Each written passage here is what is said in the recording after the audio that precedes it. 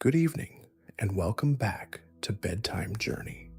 It's a warm September night in the year 63 BC on the Palatine Hill in Rome, and in a modest house built into that hillside, a household is gathered close around a berth.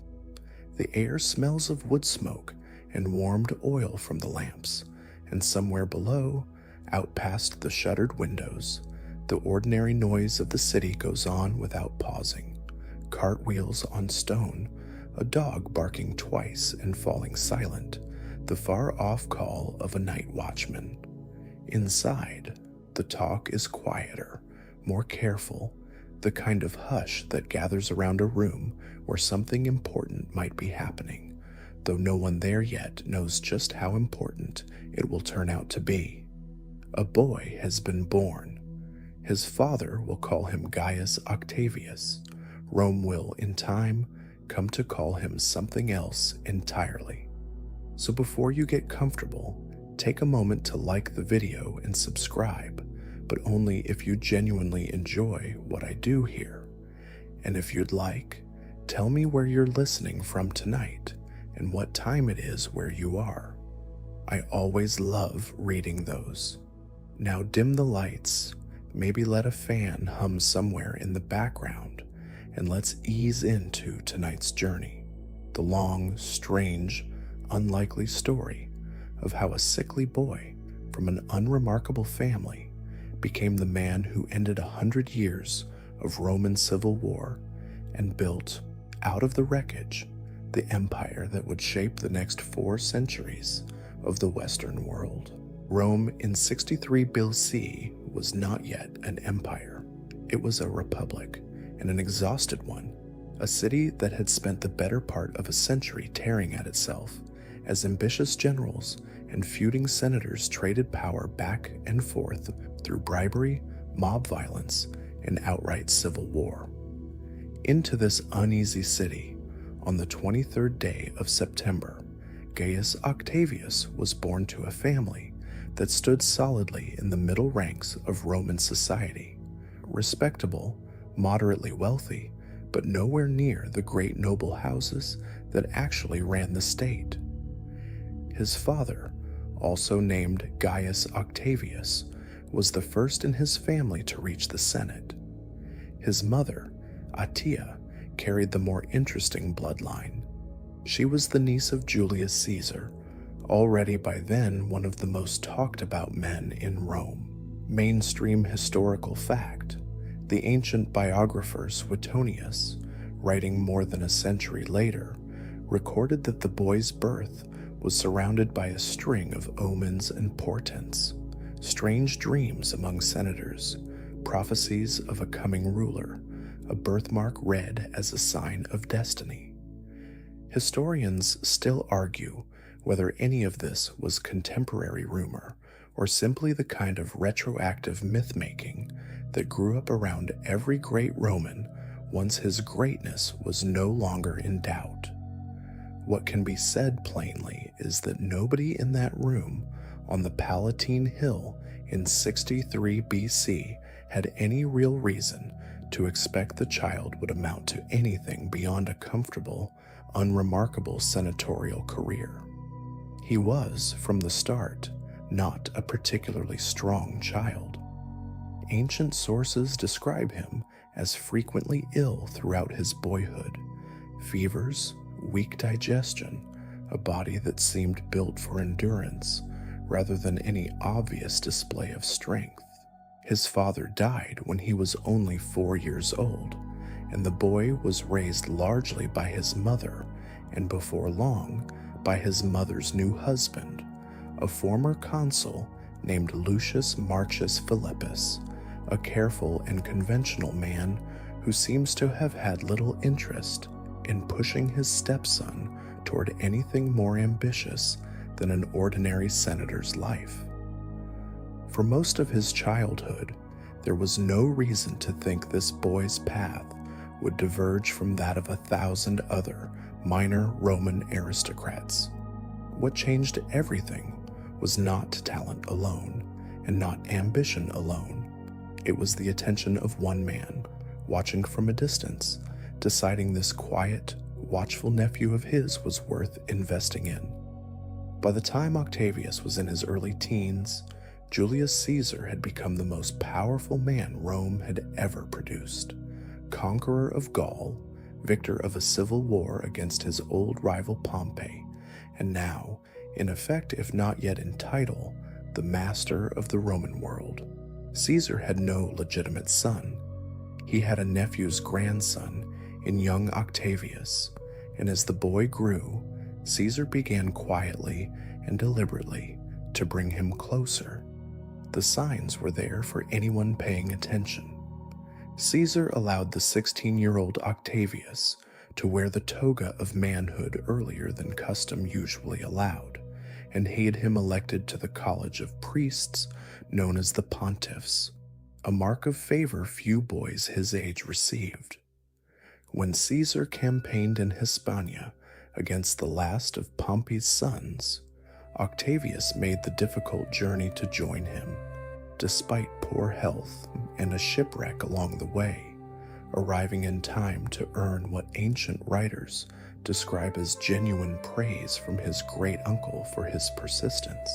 Quirky tidbit: Caesar was apparently unimpressed by very little in his young relative except his stamina. The boy was not a natural soldier, not physically imposing, not the kind of young man Roman aristocrats typically groomed for command, and yet Caesar kept choosing him anyway, again and again, over cousins and allies, with far more obvious credentials. By 45 BC, Caesar was planning a major military campaign against the Parthian Empire in the east, and he sent the 18-year-old Octavius ahead to the Greek city of Apollonia on the Illyrian coast to study rhetoric and complete his military training alongside several legions gathering there. It was meant to prepare him to serve at Caesar's side in the coming war.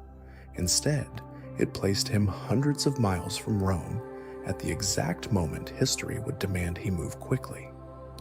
Apollonia, in the spring of 44 or BC, was a quiet posting, a Greek harbor town wrapped in olive groves, its streets full of Roman soldiers drilling in preparation for a war that, as far as anyone there knew, was still months away. Octavius spent his days studying with the philosopher Athenodorus and training with the officers Caesar had assigned to oversee the legions gathering nearby. It was, by every account, an unremarkable stretch of young adulthood, until the middle of March, when a messenger arrived with news that would not stay contained for long. Julius Caesar was dead, murdered on the floor of the Senate House on the Ides of March, stabbed more than 20 times by a group of senators who believed they were saving the Republic from a king in all but name. Among the conspirators were men Caesar had personally pardoned and promoted, Brutus and Cassius foremost among them, which made the betrayal to Roman minds all the more shocking. Octavius was 18 years old, alone in a foreign port, with no army of his own and no clear legal standing when the news reached him. His stepfather wrote urging caution: stay away from Rome, keep a low profile, let the dust settle before doing anything at all. Several of the officers stationed at Apollonia, whose loyalty had been to Caesar personally, offered the young man their support if he wanted to march on Rome immediately at the head of the assembled legions. He did neither.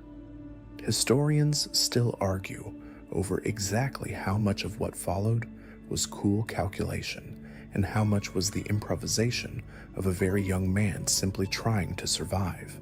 But what Octavius chose to do in those first uncertain weeks was quieter and more patient than anyone expected. He crossed back to Italy with a small group of companions, not an army, and began gathering information before he gathered soldiers. He wanted to know one thing above all else before he made a single move: What exactly had Caesar's will actually said? He would not have to wait long to find out.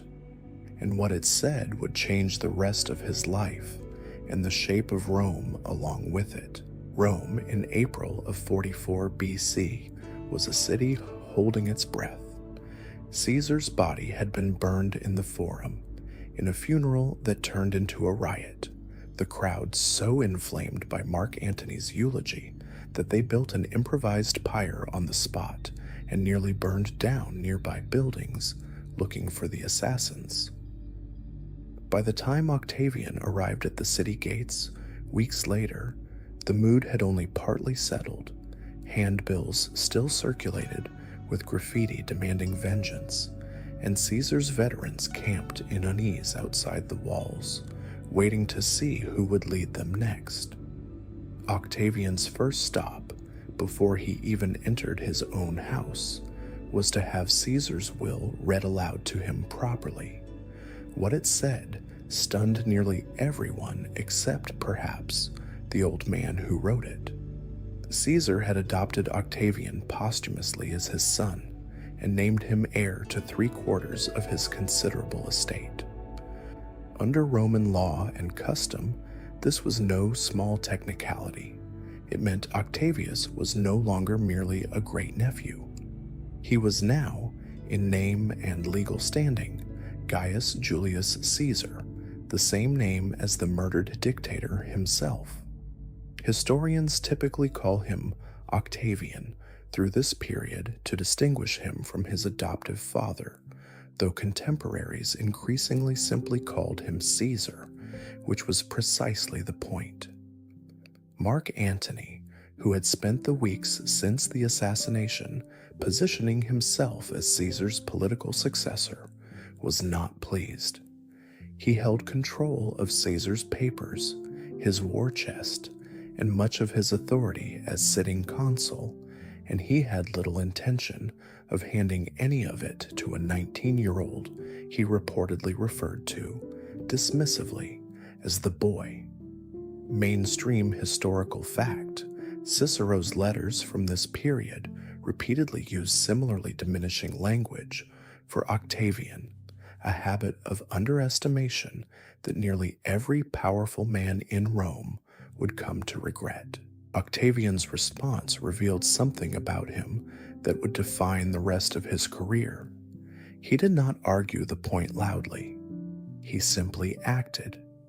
Caesar's will had also left every Roman citizen a personal bequest of 300 sesterces, meant as a final gesture of generosity from the dictator to his people. Antony refused to release the funds from Caesar's estate to cover it, so Octavian sold off property, borrowed heavily, and paid the bequest out of his own pocket, fulfilling his adoptive father's promise to the Roman people, while Antony withheld the money that should rightfully have covered it. It was an expensive gamble, and a shrewd one. Almost overnight, the boy Antony had dismissed became, in the eyes of ordinary Romans and Caesar's veteran soldiers alike, the dead dictator's true heir, not merely by name, but by conduct. Veterans who had served under Caesar began drifting toward Octavian's side, drawn by the name he carried and the loyalty he'd just demonstrated with his own money. Antony, watching this unfold, began to understand that he had badly misjudged the young man now calling himself Caesar. The two of them would spend the next year circling each other warily, each needing something the other controlled, neither yet ready to call the other an open enemy. That summer and autumn, the Senate House in Rome filled most days with a single obsessive topic: what to do about Mark Antony, who was steadily accumulating military and political power in ways that looked, to many old guard senators, exactly like the kind of one-man rule they had just killed a dictator to prevent. Chief among Antony's critics was Cicero, Rome's most celebrated orator, then in his 60s, who began delivering a series of blistering public speeches against Antony known to history as the Philippics, named after similar speeches an earlier Greek orator had once given against a different tyrant. Cicero saw an opportunity in young Octavian that most of his senatorial colleagues missed. Here was a 19-year-old with Caesar's name, Caesar's veterans rallying to him, and crucially, no army large enough yet to threaten the Republic on his own. If the Senate could use Octavian's forces against Antony, then discard him once Antony was dealt with, the Republic's old order might yet survive intact. Historians still argue whether Cicero actually spoke the line later attributed to him that the young man should be praised, honored, and then disposed of, since it survives only in later second-hand report. Whether or not Cicero said those exact words, it was very nearly the Senate's actual strategy, and Octavian, watching it unfold from close enough to understand exactly what was being planned for him, filed the lesson away without complaint. For his part, Octavian spent these months quietly building the one thing that mattered more than any Senate vote, an army loyal to him personally. He recruited heavily among Caesar's veteran legionaries, men who remembered serving under his adoptive father in Gaul and knew this young man carried on that legacy.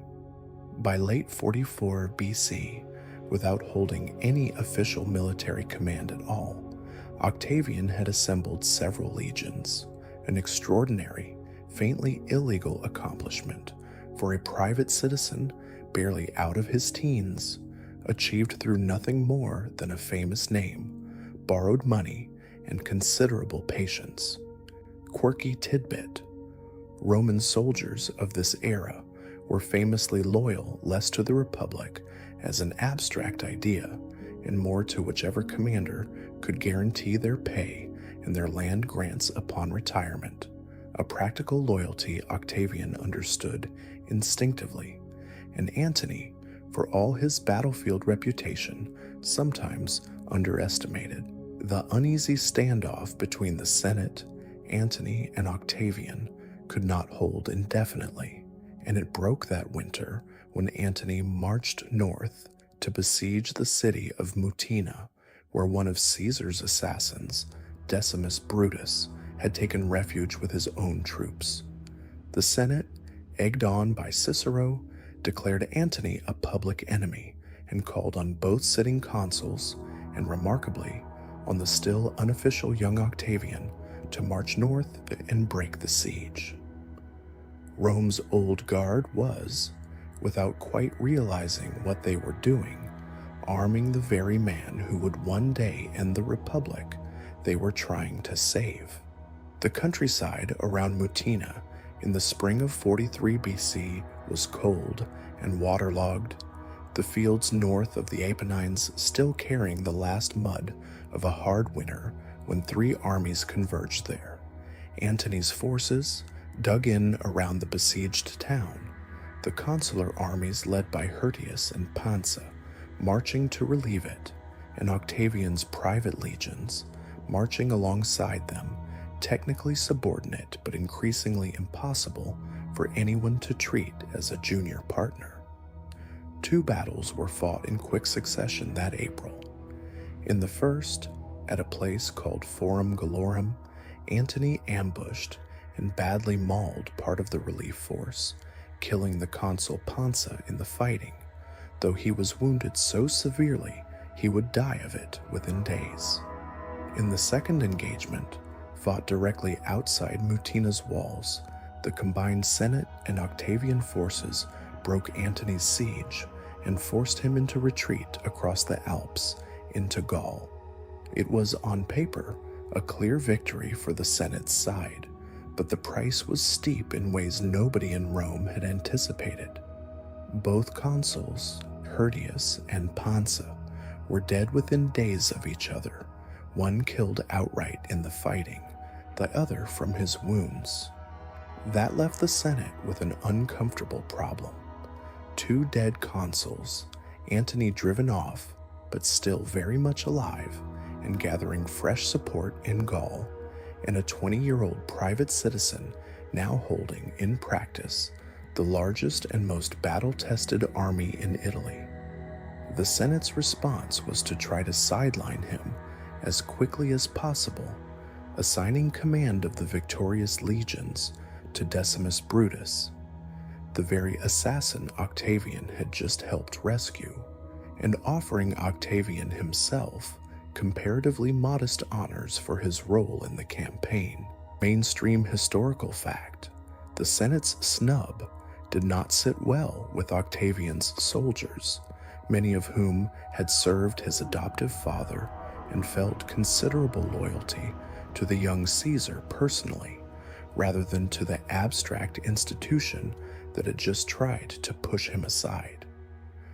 When Octavian sent envoys to Rome that summer, requesting the consulship for himself, an office traditionally reserved for men in their 40s, not 20-year-olds, the Senate refused outright. His answer to that refusal was simple, and it would become a pattern for the rest of his career. He marched his legions south toward Rome itself. The city had no real force capable of resisting him. The Senate, faced with an army at its gates, and no consul left alive to organize resistance, capitulated completely. In August of 43 BC, Octavian was elected consul of Rome at an age nearly 2 decades younger than custom allowed, with soldiers rather than debate deciding the outcome. The Republic's old rules, it was becoming clear, now bent to whoever held the legions, and increasingly, that meant Octavian.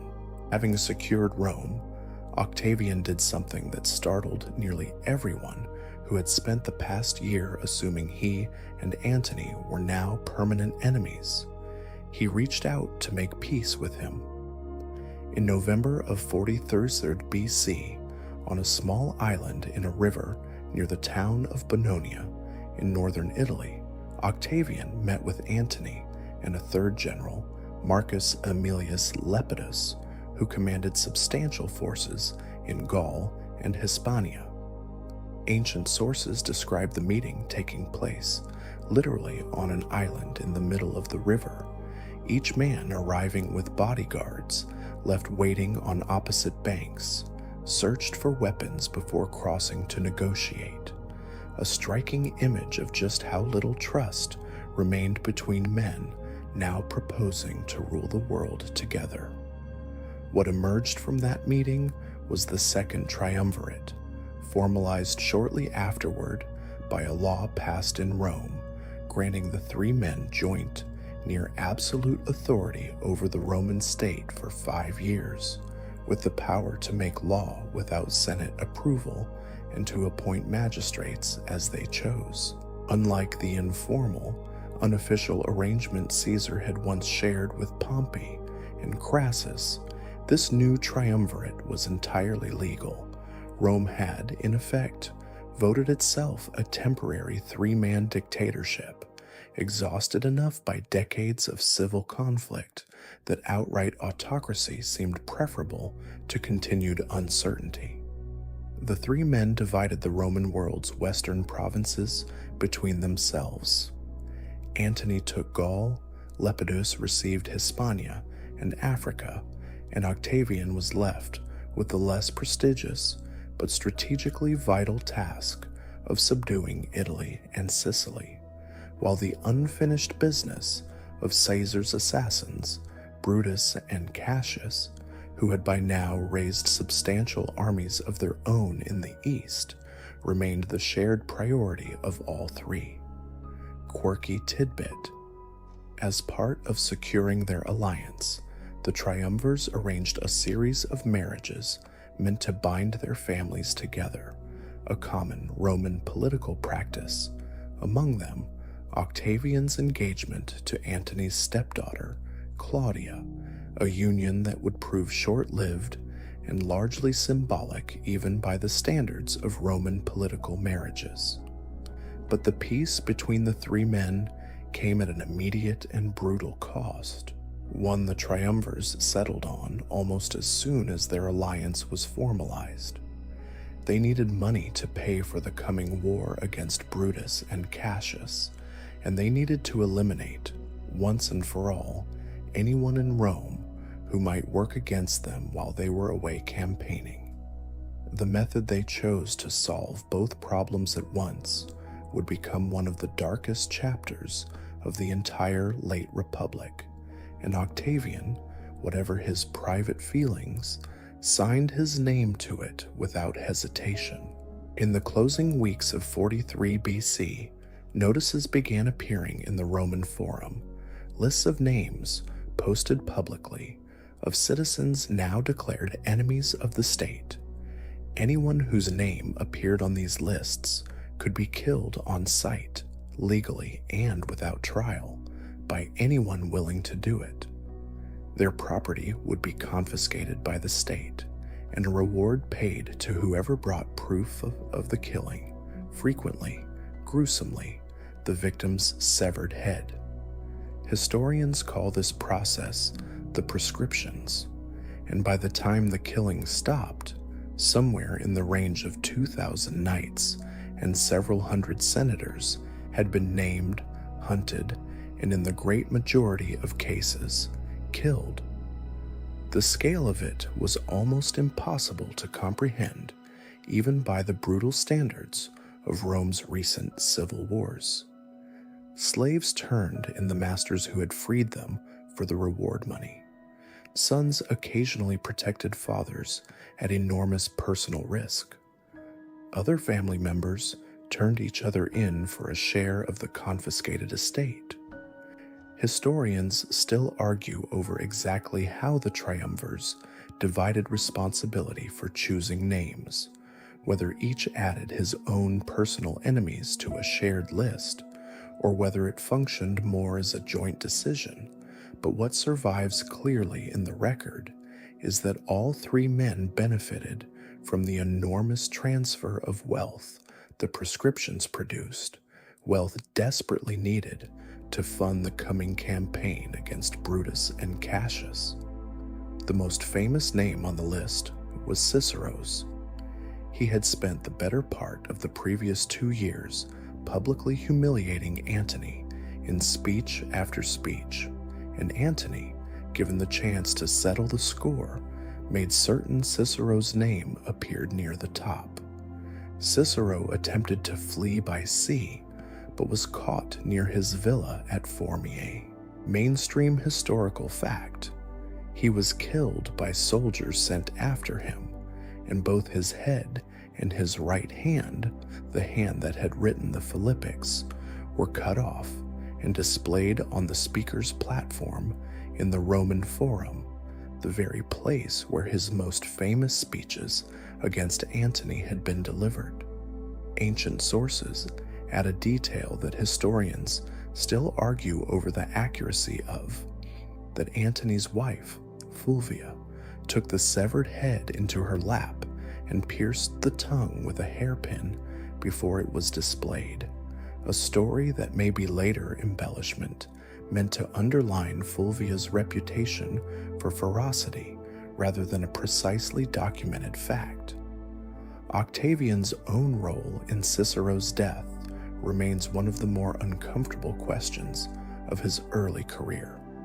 Cicero had, after all, championed Octavian's rise only months earlier, treating him as a useful young ally against Antony. Ancient writers suggest Octavian resisted adding Cicero's name to the list for as long as he reasonably could, but ultimately yielded to Antony's insistence rather than risk the fragile new alliance holding the triumvirate together. It was not the last time in his career that Octavian would set aside a personal debt in favor of political necessity, a pattern that more than any single battle he ever won explains how a physically unimposing young man managed to outlast every rival who crossed his path. With Rome's opposition silenced and the treasury refilled, the triumvirs turned east toward the army Caesar's assassins had spent 2 years assembling, and toward a reckoning that had been delayed since the Ides of March. In the autumn of 42 BC, on a plain near the town of Philippi in Macedonia, the armies of the triumvirate met the forces of Brutus and Cassius in the 2 battles that would finally settle by the sword what the assassination of Caesar had failed to settle through politics. Brutus and Cassius had spent 2 years in the eastern provinces raising money and legions, and by the time both sides met at Philippi, the combined armies numbered well over 100,000 men, one of the largest clashes of Roman against Roman that the ancient world had yet seen. Octavian, still in his early 20s, was ill for much of the campaign, reportedly too sick to command effectively in the field during the first battle, and later Roman propaganda from his rivals would make much of his absence from the fighting on the day it mattered most. Antony, by contrast, fought with the reputation he had built as one of Caesar's most capable generals still fully intact, and it was largely his tactical leadership that carried the day. In the first battle, Cassius, receiving mistaken word that his forces had been routed when in fact the fighting had gone better than he realized, took his own life rather than face capture, a decision historians have long noted as tragically premature since his side had not yet actually lost. 3 weeks later, the 2 armies met again. This time, Brutus, now sole commander of the remaining forces, was decisively defeated. Rather than surrender, he too took his own life, reportedly quoting a line of Greek tragedy as he did.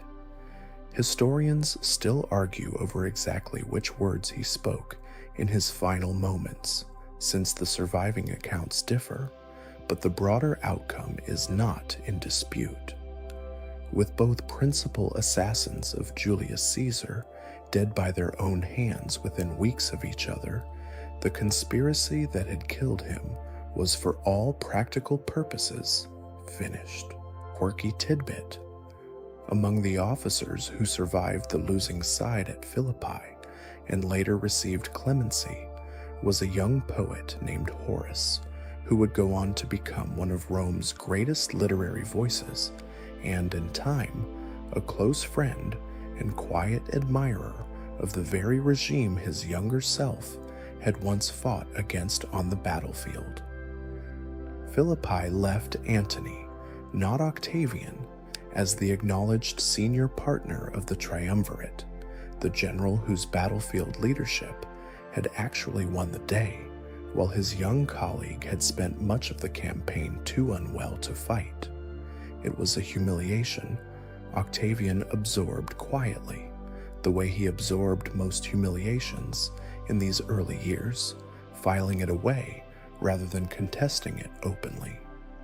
The 2 men who had jointly avenged Caesar's murder would now divide the spoils of that victory, and in doing so, set the stage, almost without either of them fully realizing it yet, for the war that would eventually be fought between the 2 of them.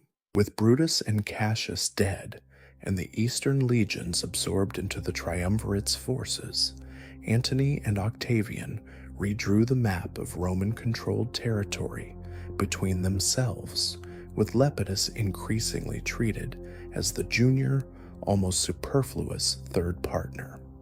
Antony took the wealthy eastern provinces, Greece, Asia Minor, and eventually Egypt, where he would soon become entangled with Cleopatra in ways that would reshape the rest of his life. Octavian returned west to Italy, tasked with the far less glamorous work of settling tens of thousands of discharged veteran soldiers with land grants, a process that required confiscating farms and estates across the Italian countryside from families who had done nothing wrong except live on land the triumvirate needed. Mainstream historical fact: the veteran land settlements of this period generated enormous resentment among ordinary Italian landowners, many of whom lost farms that had belonged to their families for generations, and Octavian, as the man responsible for carrying it out, absorbed a significant share of the public anger that resulted, a deeply unglamorous, thankless task compared to Antony's more visible glory in the East. This division of labor and territory would define the next several years. Antony, in the wealthier and more culturally sophisticated East, increasingly presented himself in the manner of a Hellenistic monarch, adopting styles of dress and court behavior that Greek-speaking Easterners found familiar and Roman conservatives back home found troubling. Octavian, meanwhile, spent these same years doing the harder, more unglamorous work of building genuine political control over Italy itself, settling veterans, managing the grain supply, cultivating relationships with the Senate and the equestrian class, and crucially, marrying advantageously. It was during this period, in 40 BC, that Octavian married Scribonia, a match arranged for its political usefulness rather than personal affection. She was connected by marriage to Sextus Pompey, the son of Caesar's old rival, Pompey the Great, who now controlled a powerful fleet and much of Sicily and posed a serious threat to Rome's grain supply from his base there. The marriage produced Octavian's only biological child, a daughter named Julia, but it did not last. Within the year, Octavian would divorce Scribonia, reportedly on the very day she gave birth to Julia, for a woman who would remain at his side for the rest of his life, and whose political judgment he would come to trust above almost anyone else's. The story of how Octavian met Livia Drusilla is, by Roman standards, almost scandalous in its speed.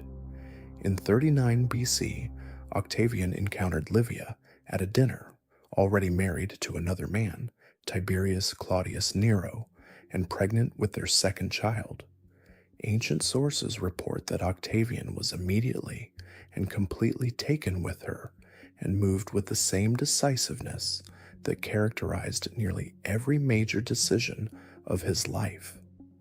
He arranged for Livia's husband to formally divorce her, secured a religious dispensation to marry a woman who was visibly pregnant with another man's child, and married Livia within weeks, all while dissolving his own marriage to Scribonia at nearly the same moment. Quirky tidbit: Livia's first husband not only agreed to the divorce, but reportedly attended the wedding himself and personally gave Livia away, a detail so unusual by Roman custom that it has puzzled historians ever since, though it likely reflects just how much political capital there was to be gained, even for a divorced husband, in staying on good terms with the most powerful man in the Western Roman world. Whatever the scandal at its start, the marriage between Octavian and Livia would prove to be one of the most stable and consequential political partnerships in Roman history, lasting more than 50 years until his death. Livia was intelligent, disciplined, and, by every surviving account, deeply engaged in the practical business of running a household and eventually an empire in a way that went well beyond the largely ceremonial role Roman wives typically occupied. Mainstream historical fact: later Roman writers frequently credited Livia with real political influence over Augustus's decisions throughout his reign, though the precise nature and extent of that influence remains something historians continue to debate, given that much of what survives about her comes from sources written after her death, some sympathetic and some openly hostile. Neither Octavian nor Livia would have further children together, a fact that would complicate the question of succession for the rest of Octavian's life and force him, again and again in later years, to look outside his own bloodline for an heir. But whatever the marriage lacked in additional offspring, it more than made up for in partnership. For now, though, in 38 BC, all of that lay far in the future. What mattered in the immediate term was that Octavian had, in Livia, found a partner whose steady judgment would serve him well through the turbulent years still ahead, years that would soon require every bit of political and military skill he and his allies could muster, as an old threat to Rome's food supply demanded his full attention. For much of the late 40s BC, a persistent and dangerous threat to Rome's stability had been building not on land, but on the water. Sextus Pompey, the surviving son of Caesar's old rival Pompey the Great, had assembled a powerful fleet based largely out of Sicily, and from that position he was able to do something no land army could easily manage: threaten to starve Rome itself by disrupting the grain shipments the city depended on from Sicily, Sardinia, and North Africa. For a city of roughly 1 million people, dependent on regular grain imports simply to avoid famine, Sextus Pompey's fleet was a knife held permanently at Rome's throat. Octavian's early efforts against him went badly. In 38 BC, a poorly prepared fleet under Octavian's own command suffered a serious defeat, in part due to storms and in part due to simple lack of naval experience. Rome's recent civil wars had been fought overwhelmingly on land, and its navy had fallen into disrepair. It was a rare and uncomfortable setback for a man who had, until then, managed to avoid many direct personal failures. The solution came, as it so often did throughout Octavian's career, from his closest and most capable friend, Marcus Vipsanius Agrippa. Agrippa was, by most assessments, the single most gifted military commander of his generation, and unlike Octavian himself, a genuinely skilled and inventive naval strategist. Given command and resources, Agrippa spent nearly 2 years building an entirely new fleet, constructing an artificial harbor near Naples specifically designed for training crews at scale, and developing new grappling and boarding equipment suited to the kind of close-quarters naval combat the campaign would require. Mainstream historical fact: in 36 BC, Agrippa's rebuilt fleet decisively defeated Sextus Pompey's forces at the Battle of Nola off the coast of Sicily, destroying the vast majority of Sextus's ships and ending once and for all the threat he posed to Rome's grain supply. Sextus himself fled east, where he was captured and executed the following year. The victory mattered enormously, both practically and symbolically. Practically, it secured Rome's food supply and removed the last major military threat to the Western Mediterranean. Symbolically, it demonstrated something Octavian would lean on again and again in the years ahead: that his own limitations as a battlefield commander mattered less than his ability to recognize and empower genuinely talented people around him, and to take the political credit for victories his friends and generals achieved on his behalf. Agrippa, for his part, seems to have been entirely comfortable with this arrangement throughout his life, remaining Octavian's most loyal and capable ally through every crisis still to come, including the one now brewing, unavoidably, with the third member of the triumvirate. Marcus Aemilius Lepidus had, from nearly the beginning of the triumvirate, occupied an uneasy third position beneath Antony and Octavian, overshadowed by both men's greater ambition and generalship, tolerated more for the legions and provinces he brought to the alliance than for any particular political weight of his own. That imbalance came to a head in the immediate aftermath of the victory over Sextus Pompey at Naulochus in 36 BC. Lepidus had contributed a substantial force to the Sicilian campaign, and in its final stages, apparently believing the moment had come to assert himself as an equal partner rather than a subordinate, he attempted to claim Sicily as his own territory and challenge Octavian's authority over the island directly. It was a serious miscalculation.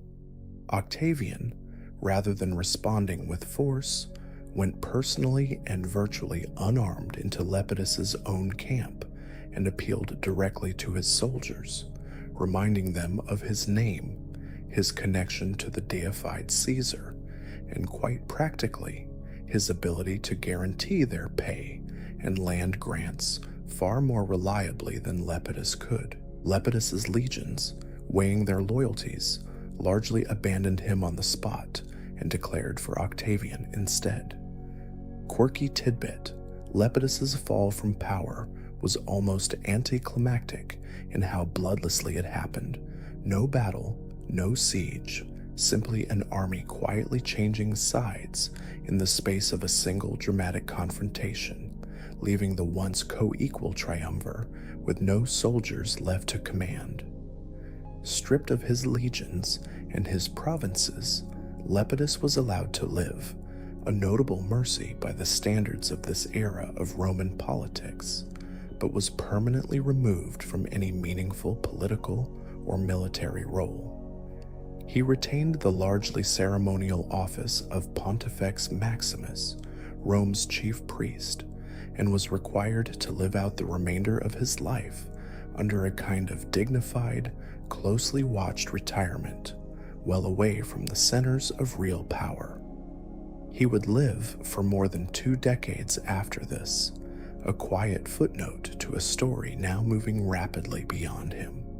With Lepidus removed from the equation, the Roman world had, for the first time since Caesar's death, narrowed down to exactly 2 men holding real power: Octavian in the west and Antony in the east.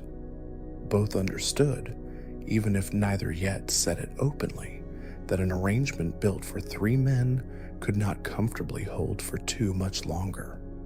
The final contest for control of Rome was no longer a distant possibility. It was now, unmistakably, only a matter of time.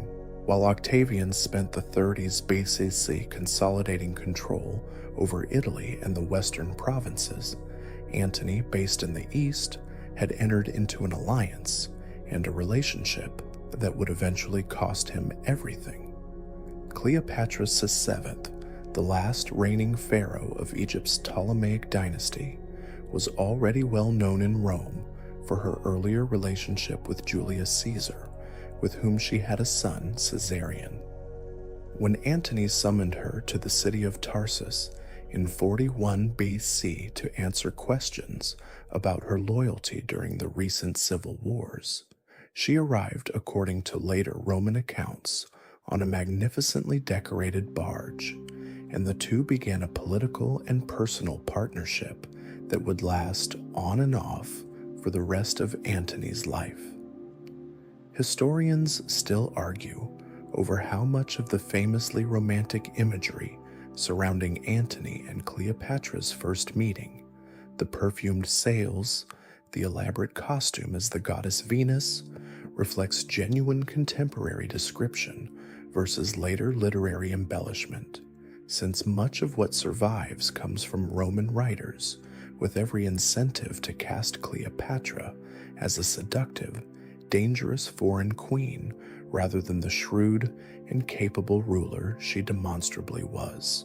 What is not in dispute is that the alliance between Antony and Cleopatra was, from Egypt's perspective, a matter of hard political calculation as much as personal affection. Cleopatra needed Rome's military protection to secure her throne and her dynasty's future, and Antony needed Egypt's enormous wealth to fund his own ambitions, including a planned campaign against the Parthian Empire that Caesar himself had never lived to carry out.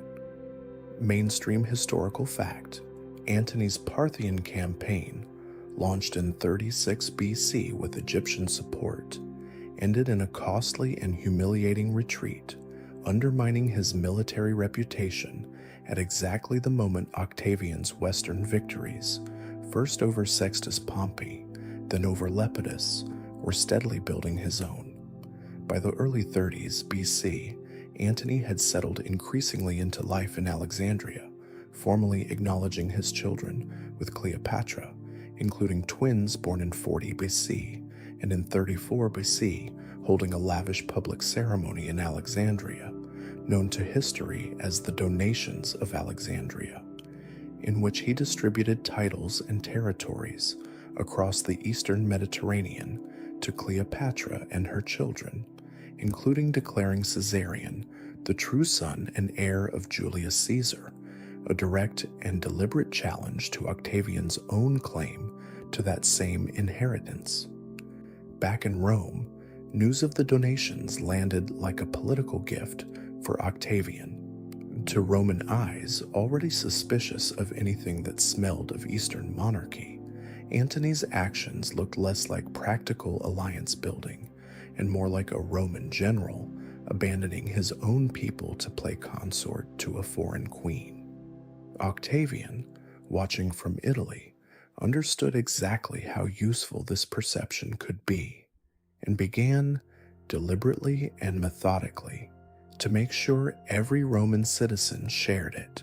The years between roughly 35 and 32 BC saw Octavian and Antony wage a different kind of war before a single soldier crossed into battle, a contest fought in speeches, pamphlets, and carefully managed public opinion, each man working to convince Rome that the other had betrayed everything the Republic was supposed to stand for.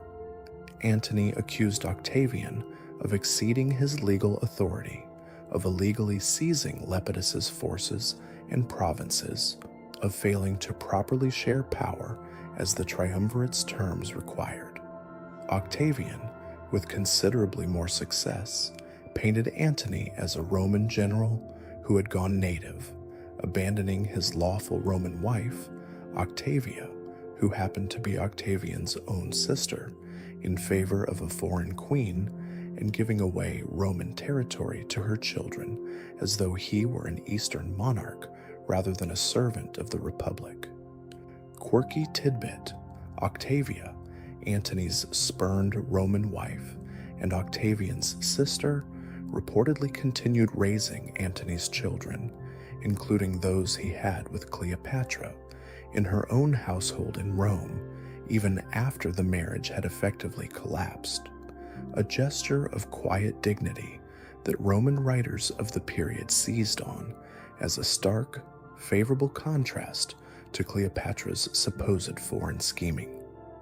The propaganda war reached its decisive moment in 32 BC when Octavian took an extraordinary and highly irregular step. He claimed to have obtained Antony's will, deposited with the Vestal virgins for safekeeping, and had it seized and read aloud publicly before the Senate.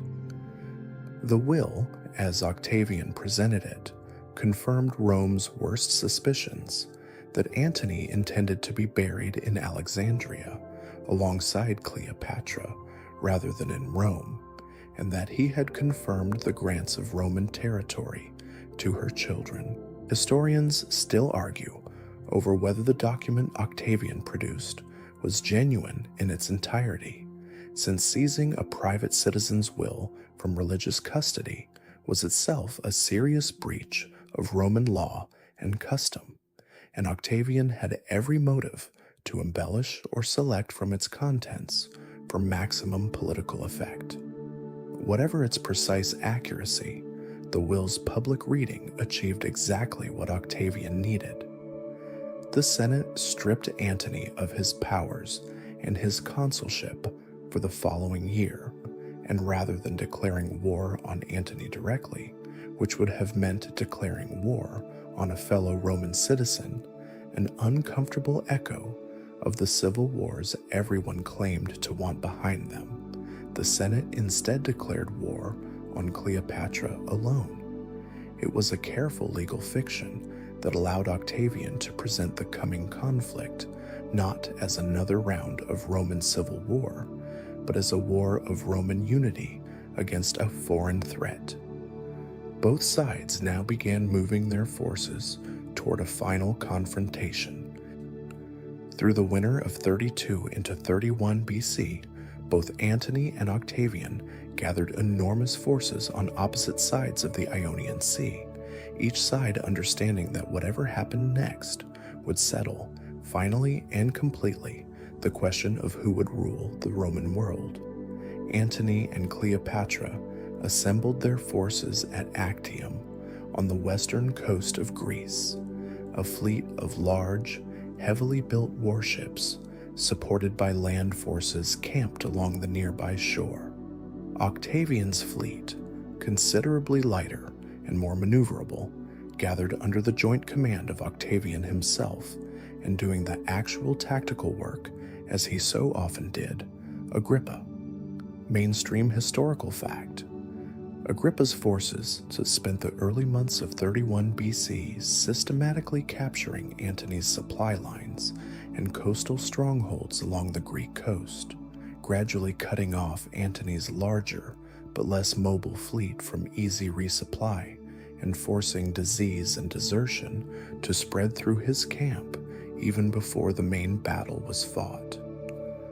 By late summer, Antony's position at Actium had become increasingly difficult. His ships, built for the heavier naval combat style favored in the eastern Mediterranean, were powerful but slow, and many were undermanned due to disease and the desertions Agrippa's blockade had encouraged. Cleopatra, whose own Egyptian fleet and treasury were funding much of the campaign, reportedly argued for withdrawing to Egypt entirely and continuing the fight another day, rather than risk everything on a single battle in unfavorable conditions. Antony, whether from stubbornness, dishonor, or simple lack of a better alternative, chose instead to force a confrontation at sea. On the morning of September the 2nd, 31st BC, Antony's fleet moved out from the Gulf where it had been sheltering, forming into battle lines against Octavian and Agrippa's waiting ships. It was, by any measure, one of the largest naval engagements the ancient Mediterranean world had yet seen, several hundred ships in total, carrying tens of thousands of sailors and marines, converging in the strait outside the Gulf of Actium. What happened over the following hours would decide, with startling finality, the fate of the entire Roman world. By mid-morning on September the 2nd, the two fleets had drawn into rough formation. Antony's larger, heavier ships anchored in a defensive line near the mouth of the Gulf. Octavian and Agrippa's lighter, faster vessels arrayed just beyond effective ramming range, waiting rather than immediately engaging. For hours, remarkably little happened. Both sides seemed reluctant to commit to the kind of close engagement that would decide things quickly, and the morning passed in a tense standoff of drifting ships and testing maneuvers rather than open battle. By early afternoon, roughly around noon, fighting finally began in earnest along the flanks of both fleets. Agrippa's more maneuverable ships, using their speed to avoid direct ramming confrontations with Antony's heavier vessels, and instead relying on missile fire, fire arrows, and close quarters boarding actions where the numbers favored them. The battle spread gradually across the strait through the early afternoon hours, ships breaking into smaller, chaotic clusters of fighting rather than holding to any clean overall formation. Then, at some point in the early afternoon, ancient sources differ on the precise hour, though most accounts place it sometime after midday. Cleopatra's Egyptian squadron, stationed toward the rear of Antony's formation with the campaign's treasury aboard, suddenly broke away and sailed south, away from the battle entirely, sails raised to catch the wind toward open sea and ultimately toward Egypt. Historians still argue passionately over why this happened. Some ancient sources, hostile to Cleopatra, present it as simple panic or cowardice. Others suggest it may have been a prearranged contingency, an agreed signal that the day was lost and the treasury fleet should preserve itself rather than be captured or destroyed. What is not disputed is what Antony did next. Seeing Cleopatra's ships breaking away, he abandoned his own flagship, transferred to a smaller, faster vessel, and followed her south, leaving the great majority of his fleet and his land army still fighting or waiting to fight without him. What had been, until that afternoon, a hard-fought but genuinely contested naval battle collapsed rapidly into a rout once word spread that Antony himself had fled the field. By late afternoon, large portions of his remaining fleet were surrendering or being destroyed, many crews simply lowering their sails once it became clear their commander was no longer present to lead them. His land forces, camped nearby and still substantial in number, held their position for several more days, awaiting orders that never meaningfully came, and eventually surrendered to Octavian's forces rather than continue fighting a war their commander had already abandoned. Quirky tidbit: the battle Rome would remember for generations as the defining clash between Octavian and Antony was, in the actual fighting, a comparatively brief and almost anticlimactic affair. Once Antony's flight became known, the true damage to his cause was done not by superior tactics on Octavian's side, but by the collapse in morale that followed a commander visibly abandoning his own men mid-battle. Antony and Cleopatra reached Egypt within days, their reputations and their military strength both shattered in a single afternoon. Octavian, for his part, had won not merely a battle, but effectively the entire war, though it would take nearly a year longer, and one final campaign to bring the conflict to its actual conclusion in Alexandria itself. The year following Actium gave Antony and Cleopatra a slow, painful decline rather than a quick end.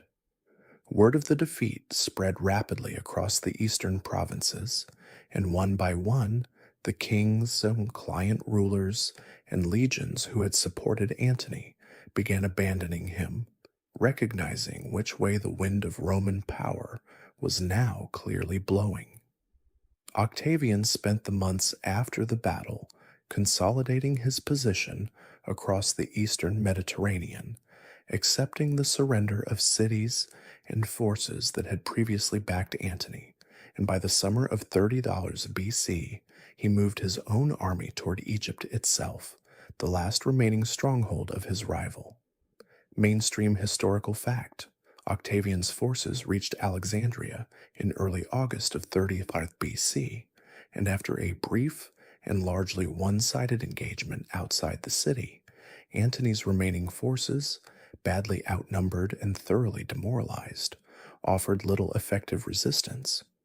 What followed has become, over 2,000 years, one of the most retold death scenes in ancient history, and also one of the most heavily embellished. According to the ancient accounts that survive, written decades after the events they describe, by authors working within a Roman political culture that had every reason to shape the story favorably for Octavian, Antony, receiving false word that Cleopatra had already died, fell on his own sword in an act of suicide, and was carried, still dying, to Cleopatra's stronghold, where he died in her presence. Cleopatra herself, facing capture and the near certainty of being paraded through Rome in Octavian's eventual triumph, chose death over that humiliation days later, reportedly by allowing a venomous snake to bite her, though historians still argue over whether that specific method is historically accurate or a later literary flourish. Some ancient sources mention poison instead, and the precise physical evidence has never been conclusively established either way. Whatever the exact mechanism of her death, Cleopatra died in Alexandria in mid-August of 30th BC, bringing to an end nearly 3 centuries of Ptolemaic rule over Egypt, and with it, the last independent Hellenistic kingdom descended from the generals of Alexander the Great.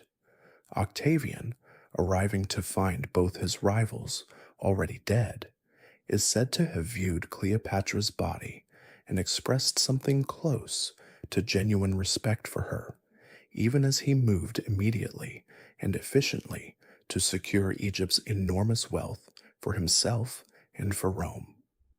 Caesarion, Cleopatra's son by Julius Caesar, and the one person alive whose claim to Caesar's legacy could rival Octavian's own, was captured attempting to flee and executed shortly afterward on Octavian's orders, a decision later Roman writers attributed to the philosopher Arius Didymus's blunt advice that too many Caesars is not a good thing. It was a cold, calculated end to any lingering ambiguity about who Caesar's true heir would be. Octavian was now, at 32 years old, in sole and unchallenged command of the entire Roman world, master of the West by years of patient political maneuvering, and now master of the wealthy East as well, with no rival left alive anywhere capable of contesting his authority. The civil wars that had consumed Rome for the better part of a century were finally and completely over. What remained was the far stranger task of deciding what kind of ruler he would now become. Octavian returned to Rome in 29 BC to scenes of overwhelming public celebration, holding a triple triumph through the city's streets that celebrated his victories in Illyria, at Actium, and in Egypt across 3 consecutive days, a level of honor rarely granted even to Rome's greatest generals. Behind the public spectacle, though, lay a genuinely difficult political problem that Octavian understood better than almost anyone in Rome. The Republic's institutions had just spent a century collapsing under the weight of ambitious men accumulating exactly the kind of unchecked personal power he now held. Simply declaring himself king or perpetual dictator in the manner of his adoptive father risked repeating the very fate that had gotten Caesar killed on the Senate floor less than 2 decades earlier. What Octavian did instead, over the following several years, was more careful and considerably more durable. In January of 27 BC, in a carefully staged session of the Senate, he formally announced that he was relinquishing his extraordinary wartime powers and restoring authority to the Senate and the Roman people in the traditional manner of the old republic. Mainstream historical fact, the Senate, in response, whether through genuine gratitude, careful political theater, or simple recognition that no credible alternative existed, immediately voted to grant Octavian a package of honors and titles, including extended command over Rome's most important frontier provinces and their legions, and a new name by which history would remember him, Augustus, meaning roughly the revered one, a title with religious and quasi-sacred overtones that no previous Roman had ever formally held. Historians still argue over how much of this restoration was genuine and how much was carefully managed political theater designed to give the appearance of returning to republican tradition while ensuring Augustus retained, in practice, nearly all the real power he had held before. What is clear is that the arrangement worked in a way that raw, undisguised autocracy almost certainly would not have. The old offices of the Republic continued to exist. Consuls were still elected, the Senate still met and debated, provincial governors were still formally appointed through traditional channels. But Augustus now held, through his control of the largest and most important legions, through his religious authority, and through his simple, overwhelming personal prestige, decisive influence over nearly every major decision the Roman state would make for the rest of his life. Quirky tidbit: Augustus was offered and specifically declined several titles that would have made his position look more openly monarchical, including the title of dictator, which had become deeply unpopular after its association with Julius Caesar's final months, a clear sign of just how carefully he had studied his adoptive father's fatal miscalculation and was determined not to repeat it.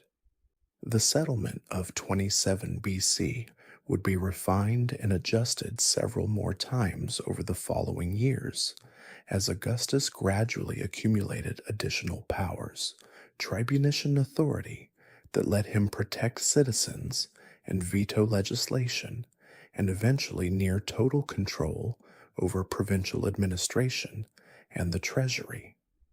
But the essential shape of his rule, established in that Senate session, would remain remarkably stable for the next 4 decades. A man who held nearly every real lever of power in Rome, while carefully, deliberately, insisting he was merely its first citizen. The system Augustus built to govern Rome has come to be known to historians as the Principate, from the Latin title princeps, or first citizen, which Augustus preferred above all his other titles, and used to describe his own position for the rest of his life. Understanding why this framing mattered so much requires remembering just how allergic Roman political culture had become, by this point, to anything resembling monarchy. Rome's founding myth held that the city's very first kings had been overthrown centuries earlier by ancestors of the same aristocratic families still sitting in the Senate, and the word king, rex, in Latin, carried an almost visceral, inherited hostility that no amount of practical power could simply overwrite. Augustus understood this instinct better than any Roman ruler before or after him, and he built his entire system of governance around accommodating it rather than fighting it. He never wore a crown, never sat on anything resembling a throne, and continued dressing in public in the simple toga of an ordinary Roman senator rather than any specially elevated garment. He was formally merely the most senior and most honored of Rome's citizens, first among equals, a phrase that captured exactly how he wanted the arrangement understood, even as the equals part became, in practical terms, increasingly theoretical. Mainstream historical fact: Augustus held the annually elected office of consul repeatedly throughout the early years of his rule, stepping back from it later in favor of holding tribunician power and broad provincial command instead, a shift that let him retain decisive authority while appearing to make room for other senators to hold Rome's most visible traditional offices. The genius of the arrangement, if it can be called that, was that it gave nearly everyone involved a face-saving reason to accept it. Senators could tell themselves the Republic's institutions still functioned, since the Senate still met, still debated, and still formally passed the laws Augustus wanted passed. Ordinary citizens, exhausted by a century of civil war, cared considerably less about constitutional theory than about the very real peace and stability Augustus's rule had finally delivered after decades of bloodshed. And the legions, whose loyalty had decided every major political contest of the previous 100 years, remained firmly and personally loyal to a man who had proven again and again that he could guarantee their pay and their retirement land far more reliably than the fractious, endlessly quarreling Senate ever had on its own. It was not democracy, and Augustus never pretended it was, but it was remarkably stable, a system flexible enough to survive his own eventual death and be passed relatively smoothly to a successor, something the old republic itself had entirely failed to manage in its final, chaotic decades. Augustus liked to say, in a line later, Roman writers repeated approvingly, that he had found Rome a city of brick and left it a city of marble, and while the claim was certainly polished for effect, the physical transformation of Rome during his reign was genuinely remarkable. Using the enormous wealth Egypt's conquest had brought into Roman hands, along with contributions from his own personal fortune and from wealthy allies like Agrippa, Augustus undertook a building program across the city on a scale Rome had never previously attempted.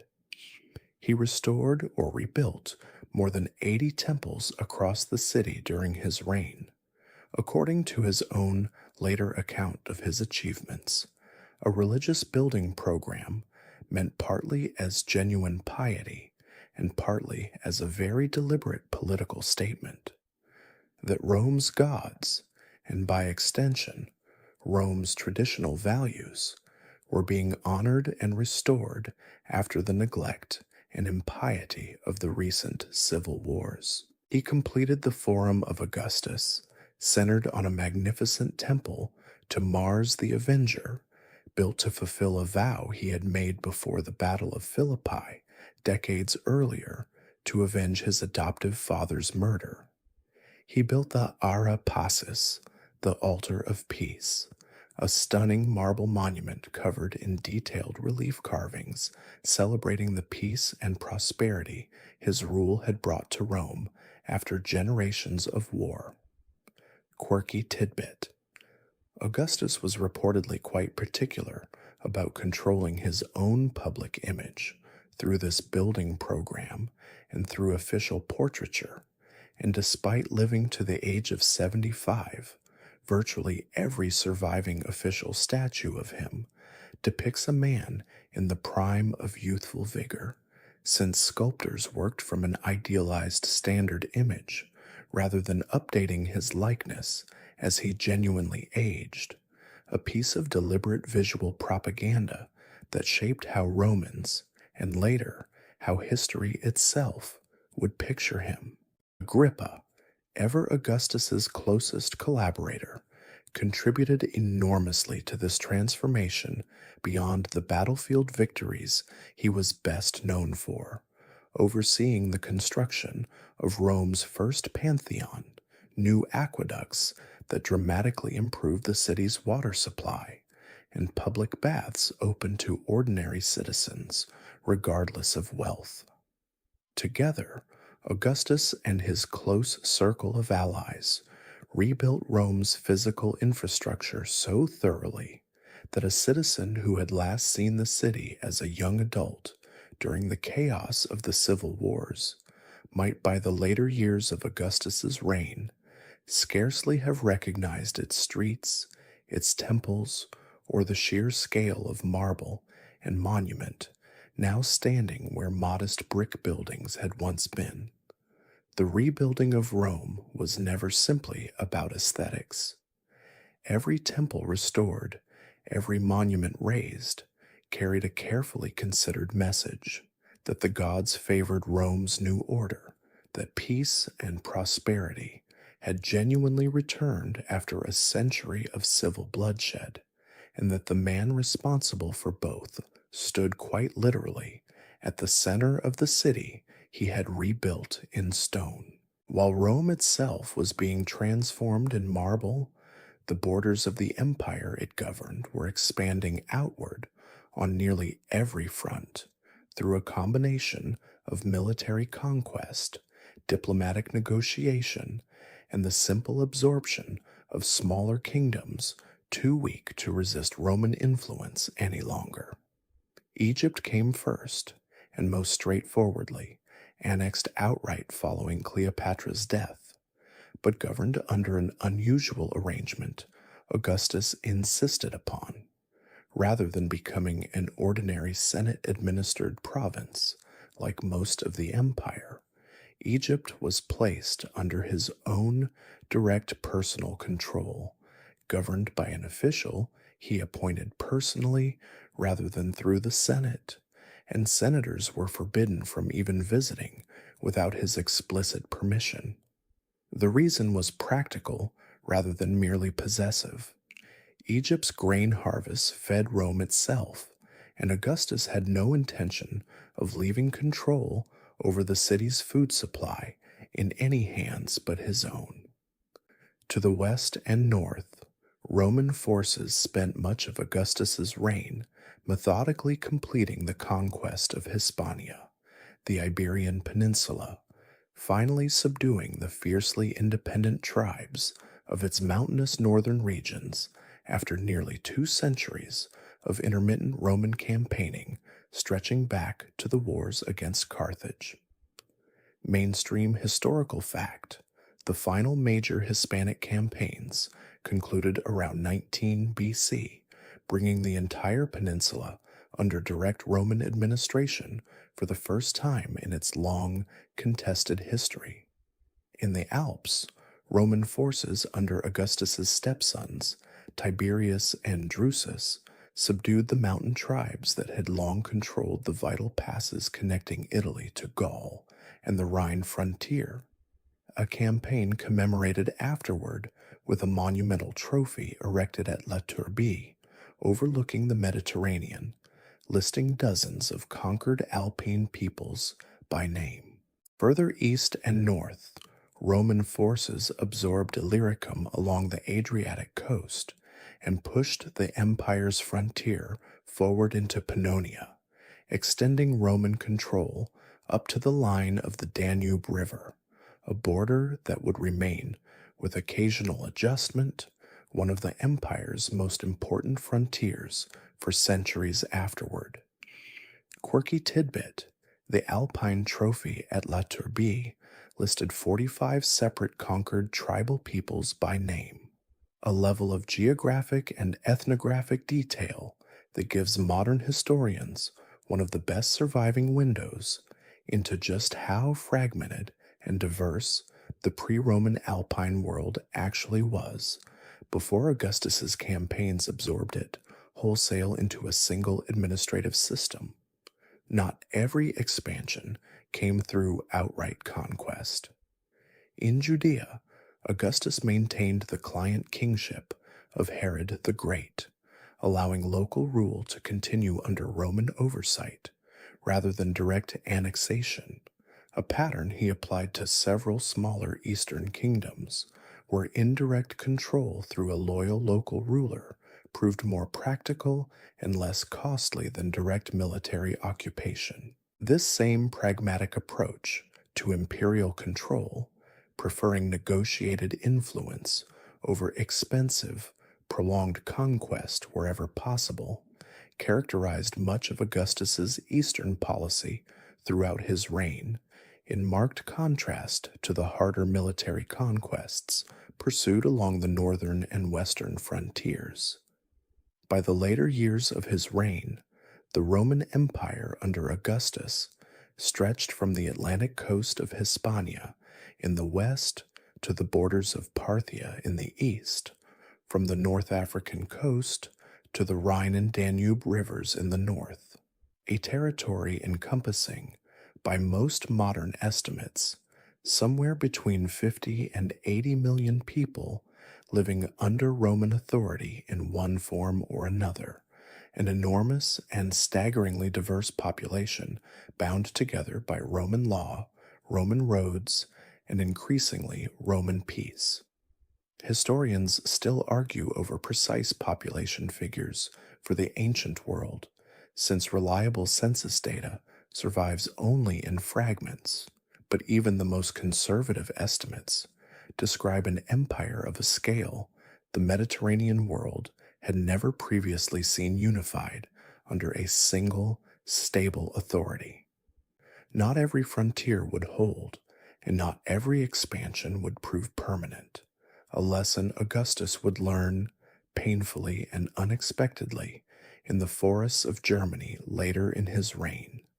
But for now, in the years following Actium, the Roman world was growing larger, more orderly, and more thoroughly at peace than it had been in living memory, and Augustus, watching it take shape, understood that raw military conquest was only part of what made an empire actually endure.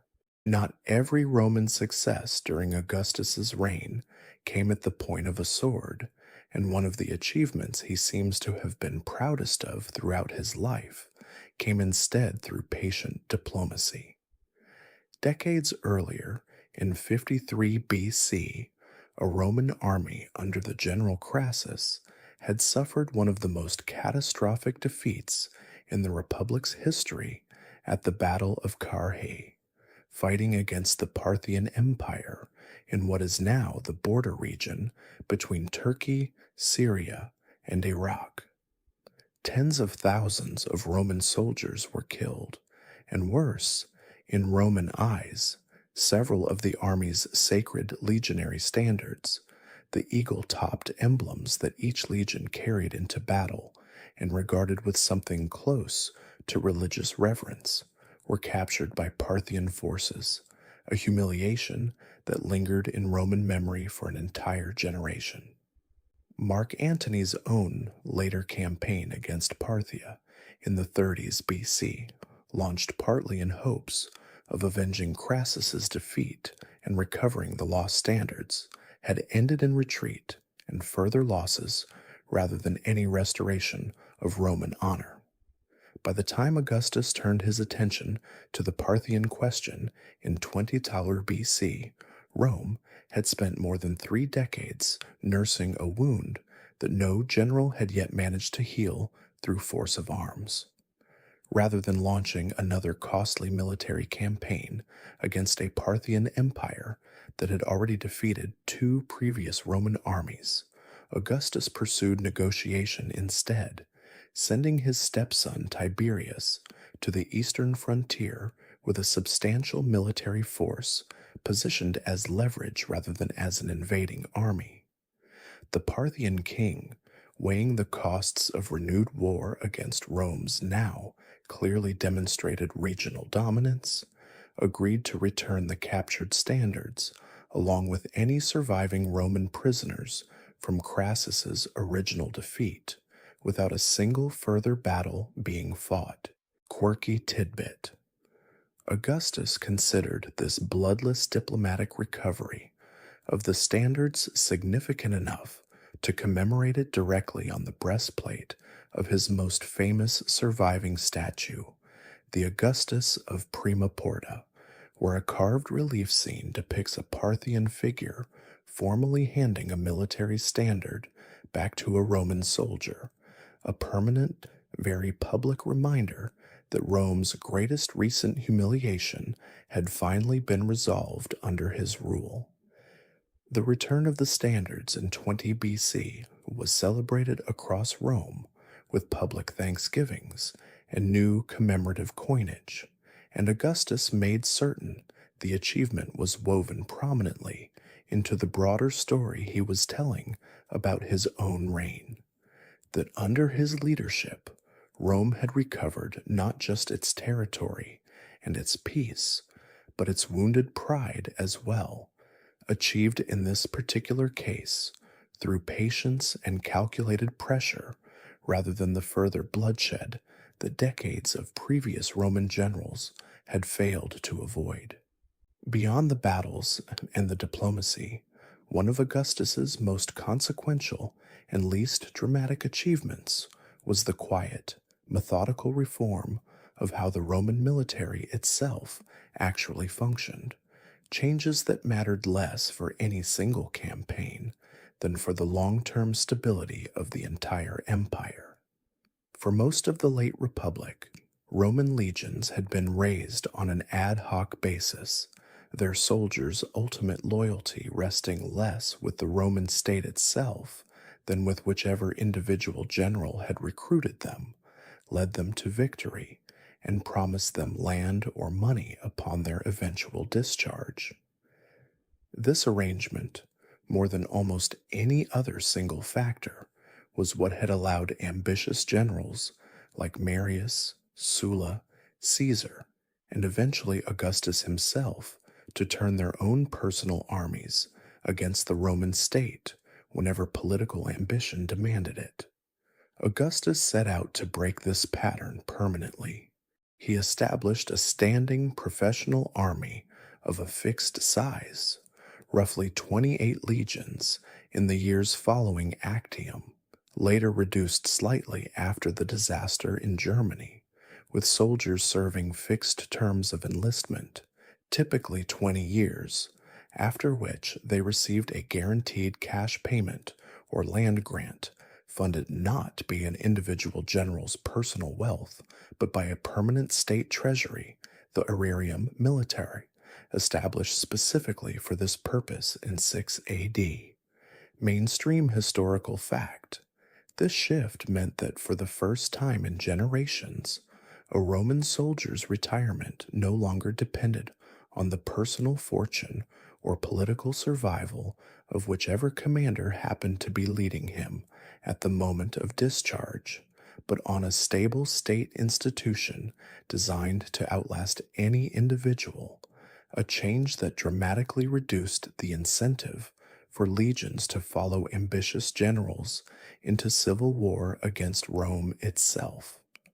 Alongside the reform of the legions, Augustus also established Rome's first permanent, professional urban institutions of order, the Praetorian Guard, an elite force stationed in and around Rome itself to protect the emperor and maintain order in the capital. The Vigils, a combined police and firefighting force that patrolled the city's streets and responded to the frequent fires that had long plagued Rome's densely packed wooden districts, and the urban cohorts, tasked with broader civic policing duties, the city had previously managed through far less organized and far less reliable means. Quirky tidbit: before Augustus established the Vigils, Rome had relied on a patchwork of private, often wealthy citizens organizing their own household slaves into ad hoc firefighting brigades, a system so unreliable and so open to corruption and extortion that Augustus's professional, state-funded alternative was widely welcomed even by Romans, who remained privately uneasy about how much personal power he had accumulated in every other respect. Together, these reforms represented something genuinely new in Roman governance, institutions built to serve the state itself, funded and organized in ways designed to function reliably, regardless of who happened to hold power at any given moment. It was, in its own quiet way, as significant an achievement as any battle Augustus ever won: the slow, patient construction of a system stable enough to survive well beyond his own lifetime. For all his success in reshaping Rome's institutions, Augustus's efforts to secure his own family's future proved to be a far more difficult and ultimately more painful undertaking. His marriage to Livia, though close and enduring, produced no children of their own, leaving Augustus without a biological son to inherit the position he had spent decades building. His only biological child was Julia, his daughter from his brief first marriage to Scribonia, and much of the political drama of his later reign centered on the difficult question of who Julia would marry and which of her eventual sons might someday inherit Augustus's authority. Augustus's first choice of heir was his nephew Marcellus, Octavia's son, whom he married to Julia and began grooming for eventual succession. Marcellus died suddenly in 23 BC, only 20 years old, from an illness that struck Rome that same summer, a loss Augustus mourned deeply, and one the poet Virgil would later memorialize in a passage of the Aeneid, so moving that according to ancient tradition, Augustus's own sister Octavia fainted upon hearing it read aloud. Augustus then turned to Agrippa, his closest friend and most capable general, arranging for Julia to marry him despite the considerable difference in their ages, and the couple had 5 children together, including 2 sons, Gaius and Lucius, whom Augustus formally adopted as his own and began grooming as his intended successors. Mainstream historical fact: Agrippa himself died in 12 BC, and then in a loss that must have felt almost unbearably repetitive to the aging Augustus. Both Gaius and Lucius died young as well, Lucius in 2 AD, likely from illness, and Gaius in 4 AD, from a wound sustained during a minor military campaign in the east. Between these losses, Augustus's household was further strained by the exile of Julia herself in Alcetu Sea, banished by her own father to a small island for conduct he considered a serious moral and political scandal, and by lingering, unresolved tensions with his stepsons from Livia's first marriage, Tiberius and Drusus. Drusus, widely liked and considered talented, died young in 9 BC from injuries sustained after a fall from his horse while campaigning in Germany. That left Tiberius as, essentially, Augustus's last remaining viable option for succession, a capable and experienced general, but a reserved, often difficult man whom Augustus reportedly never fully warmed to in the way he had to his lost grandsons. Quirky tidbit: ancient sources suggest Augustus's household was, by his final years, a source of genuine personal sorrow rather than simple political calculation. Suetonius records him keeping small portraits of his dead grandsons Gaius and Lucius in his private rooms, and referring to Tiberius in private correspondence that survived into later accounts, with visible reluctance about the succession circumstances that had left him as the only remaining choice. By around 4 AD, with no other viable candidates left living, Augustus formally adopted Tiberius as his son and heir, alongside Tiberius's own nephew Germanicus, whom Augustus required Tiberius to adopt in turn. One final, careful arrangement meant to secure not just the immediate succession, but the generation of leadership that would follow it as well. By the early years of the 1st century AD, Roman forces under able commanders had pushed the empire's German frontier steadily eastward, beyond the Rhine River, toward the line of the Alps, and for a time it appeared the region might be absorbed into the empire in much the same way Gaul and Hispania had been decades earlier. Roman administrators had begun establishing the early structures of provincial governance in the newly claimed territory, and a capable general named Publius Quinctilius Varus was placed in command of 3 full legions, roughly 18,000 soldiers, along with auxiliary troops and camp followers, tasked with consolidating Roman control over the region. Varus, by most surviving accounts, badly underestimated the loyalty of local Germanic auxiliaries, serving alongside his own forces, and in particular trusted a young Germanic nobleman named Arminius, who had been raised partly in Rome, granted Roman citizenship, and had even served as an officer in the Roman military. Arminius, however, was secretly organizing a coalition of Germanic tribes to resist Roman rule, and in the autumn of 900 AD, he lured Varus and his 3 legions into the Teutoburg Forest, a densely wooded, difficult terrain with false reports of a local uprising requiring Roman intervention. Mainstream historical fact. Once Varus's legions were strung out along narrow forest paths, encumbered by heavy baggage trains and poor visibility, Arminius's coalition of Germanic warriors launched a coordinated ambush over several days of running battle through the difficult terrain, and the 3 Roman legions were almost entirely destroyed. Varus himself, seeing the battle was lost, took his own life rather than face capture. Historians still argue over the precise final casualty figures, since ancient sources vary and archaeological evidence from the battle site, discovered only in the 20th century, continues to refine estimates, but the consensus remains that it stands as one of the most catastrophic single defeats in the history of the Roman military. Word of the disaster reached Rome, and eventually Augustus himself, with a force that seems to have genuinely shaken him in a way few other events of his long reign had managed.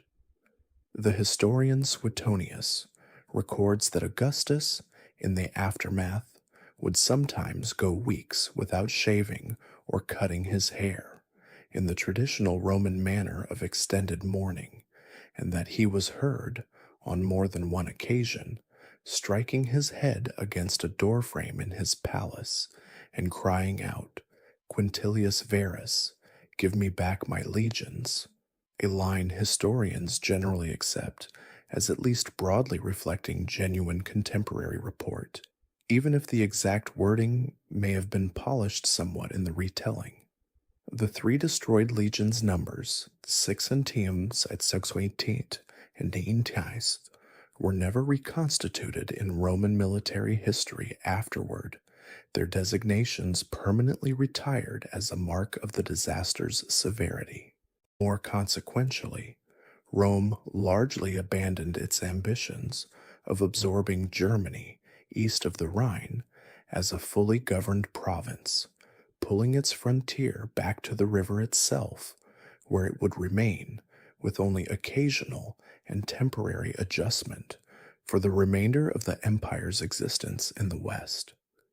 Quirky tidbit: modern archaeologists located the actual battle site near Kalkreis in northern Germany only in the late 20th century, and excavations there have recovered Roman coins, weapons, and equipment scattered across the forest floor in patterns that closely match ancient descriptions of a Roman column ambushed and destroyed while strung out along a narrow wooded path, physical evidence recovered nearly 2,000 years later, confirming much of what Roman historians had originally recorded about that catastrophic autumn. For an emperor who had spent his entire reign expanding and consolidating Roman power with remarkable, almost uninterrupted success, the Teutoburg disaster stood as a stark reminder that even Rome's careful order had real limits, a wound that, by his own account, never fully closed for the remainder of his life. In the final decade of his reign, an aging Augustus turned much of his remaining attention toward matters of law, morality, and the careful arrangement of his own succession, rather than further military conquest. Years earlier, he had already introduced a series of controversial social laws aimed at what he considered Rome's declining traditional morals, measures encouraging marriage and childbearing among the Roman elite, penalizing adultery as a formal criminal offense rather than merely a private family matter, and rewarding citizens who had multiple children with certain legal and political privileges. Mainstream historical fact: these moral reforms proved genuinely unpopular among many in Rome's upper classes, who resented the state intruding into matters long considered private family business, and the laws were only inconsistently enforced throughout the remainder of Augustus's reign and well beyond it, a rare example of an Augustan reform that failed to achieve the lasting cultural change he had clearly hoped for. His domestic life in these final years brought further sorrow alongside its occasional satisfactions. His granddaughter, also named Julia, was exiled in 8 AD for reasons that, like her mother's earlier banishment, ancient sources describe only vaguely as serious moral scandal, compounding the personal grief Augustus had already carried through the deaths of his intended heirs. His relationship with Tiberius, now firmly established as his eventual successor, remained by most accounts respectful but never especially warm, a partnership built more on necessity and demonstrated competence than on any particular personal affection between the two men. Quirky tidbit: despite decades of near absolute power, Augustus reportedly continued living with notable personal modesty in his private habits well into old age, occupying a comparatively small and unpretentious house on the Palatine Hill, rather than anything resembling a grand imperial palace, wearing simple homespun clothing that Livia and his household women wove for him personally, and eating plain, modest meals that ancient writers specifically contrasted with the extravagance later associated with several of his imperial successors. Even as his personal life narrowed toward old age, Augustus continued attending carefully to the administrative machinery of the empire he had built, reviewing provincial reports, adjusting tax arrangements,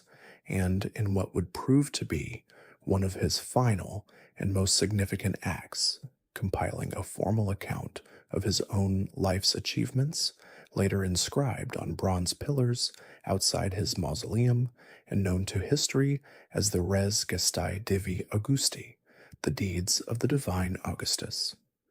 It remains, even now, one of the single most valuable surviving sources for understanding how Augustus himself wanted his extraordinary reign to be remembered.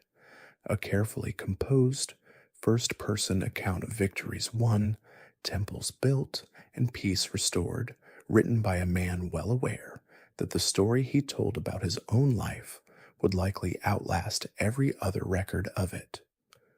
By 14 AD, Augustus was 75 years old, remarkably long-lived by Roman standards of the period, having ruled Rome in one capacity or another for well over 4 decades.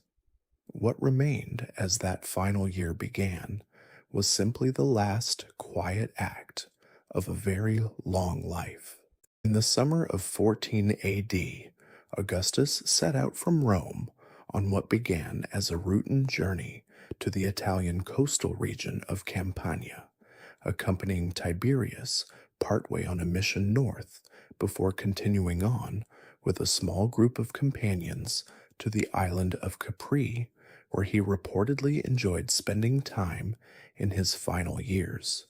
Ancient sources describe him, even at 75, engaging in the trip with apparent good spirits, visiting Greek games at Naples, and spending time with local officials along the way, giving little immediate outward sign that this journey would be his last. By the time he reached the town of Nola, not far from Naples, however, his health had clearly begun to fail.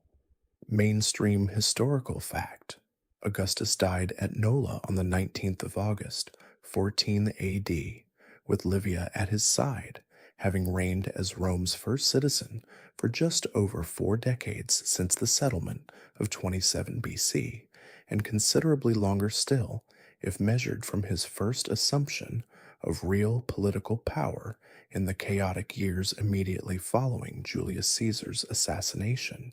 The accounts of his final hours, recorded by later Roman historians, drawing on contemporary sources now lost, describe a death remarkably composed for a man who had spent his entire life carefully managing his own public image, right to its very end.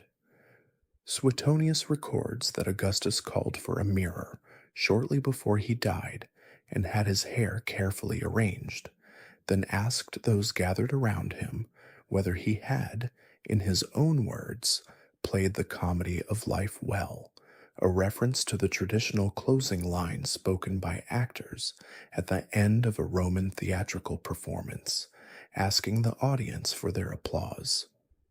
Historians still argue over how literally to take this famous account, since ancient biographers frequently shaped a great man's final words to fit the themes of the life that preceded them.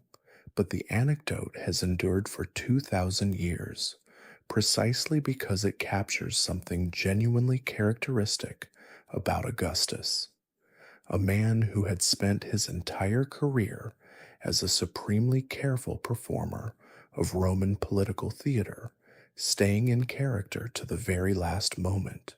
Quirky tidbit: ancient sources also record Augustus's final words to Livia specifically, urging her to remember their marriage and to live well before finally succumbing, a private, tender detail alongside the more famous public performance line, suggesting the composed final scene historians typically describe was not without genuine personal feeling underneath its careful staging. His body was carried back to Rome for an elaborate state funeral, and the Senate, following a practice already established for his adoptive father, Julius Caesar, decades earlier, formally declared Augustus divine, Divus Augustus, a god to be worshipped alongside Rome's traditional pantheon, his cult maintained by priests and temples across the empire for generations afterward. His ashes were placed in the great mausoleum he had built for himself decades earlier on the Campus Martius, alongside those of Marcellus, Agrippa, and the other family members whose deaths had shaped so much of his difficult later years. Tiberius, Augustus's reluctant, long-designated heir, assumed power in Rome with a smoothness that would have seemed almost unimaginable to anyone who remembered the chaos that followed Julius Caesar's murder 70 years earlier. For the first time in Roman history, supreme power had passed from one ruler to the next without civil war, without prescription, without a single legion needing to march on Rome to settle the question of succession. It was, in its own quiet way, as remarkable an achievement as anything Augustus had accomplished on any battlefield.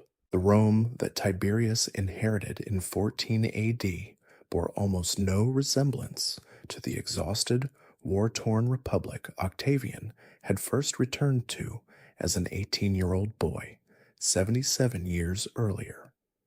Where there had been decades of civil war, prescription, and uncertainty, There was now a settled peace stretching across an empire of tens of millions of people, from the Atlantic coast of Hispania to the deserts bordering Parthia. Where Roman politics had once been decided as often by armed legions marching on the city as by votes in the Senate, there was now a stable, if carefully managed, system of succession that had just passed power from one ruler to the next, without a single sword drawn in the transition. Historians would later give a name to the long peace Augustus's reign had inaugurated, the Pax Romana, the Roman peace, a period that would continue, with only occasional interruption, for roughly 2 centuries after his death, one of the longest sustained periods of relative internal stability the Mediterranean world has ever known, before or since. Trade flourished along roads Augustus's engineers had built or improved. Roman law, Roman administration, and increasingly Roman citizenship itself spread outward from Italy to the provinces, gradually knitting together an extraordinarily diverse collection of peoples, languages, and cultures under a single, shared political framework.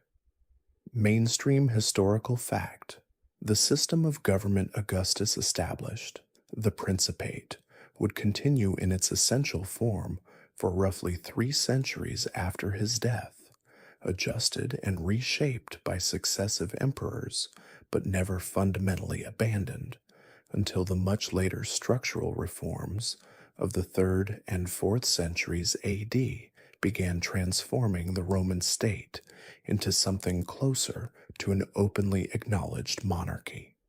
Not everything Augustus built endured unchanged, of course. The Rhine frontier he pulled back to after the Teutoburg disaster would remain Rome's effective northern border in that region for the rest of the empire's existence in the west.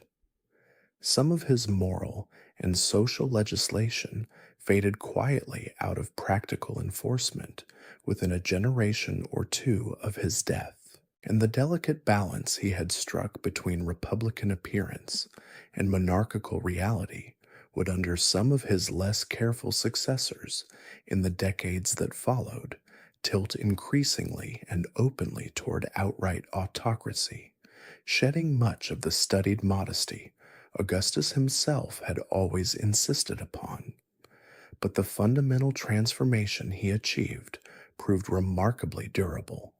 He had taken a republic that had spent 100 years tearing itself apart through civil war after civil war, and left behind in its place an empire stable enough to endure for centuries, expansive enough to shape the language, law, architecture, and political thought of an enormous portion of the world for 2,000 years afterward. The frail, unremarkable boy born on the Palatine hill in 63 BC, whom almost nobody in that room had any particular reason to expect greatness from, had become, by the time of his death, the man most responsible for the shape the Western world would carry forward for the rest of its history. So much of what came after Augustus, the Rome of the Colosseum, of Hadrian's Wall, of the roads and aqueducts and law codes that would echo through Europe for 2,000 years, all of it rests on a foundation one careful, patient young man laid down after inheriting a name he was never quite sure the world would let him keep. He was not the strongest general Rome ever produced, nor its most naturally gifted commander. What he had, instead, was patience most of his rivals lacked, and a willingness to let other men, Agrippa most of all, do the fighting while he did the far harder, far less glamorous work of building something that could actually last. A century of civil war ended not with a final, glorious battle, but with a quiet Senate session in 27 BC, and a boy who had learned the hard way that outlasting your enemies is its own kind of victory. If you enjoyed this one, feel free to like, subscribe, or leave a thought down in the comments. There is no rush at all. And if you're already asleep by now, and I suspect quite a few of you are, that's exactly as it should be. You didn't miss anything by drifting off partway through. That was always the point. So now, as the night settles again around you, there is nothing left to do. Close your eyes and let the day go. Sleep well and sweet dreams.